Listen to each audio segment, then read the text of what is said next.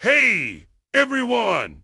Check this out! A mysterious houseboat has just shown up in Lexington, Michigan, and it's got the whole town talking. This thing is called Neverlanding, and it's from Windsor, Ontario.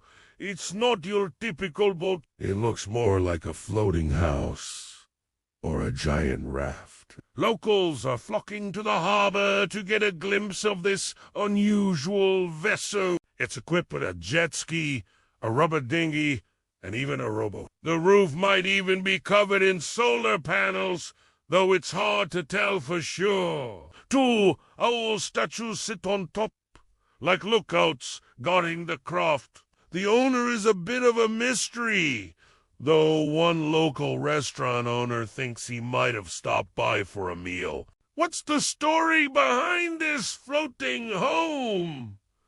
Why is it here? We have so many questions. Let me know what you think in the comments. Thanks for watching, and don't forget to subscribe for more updates.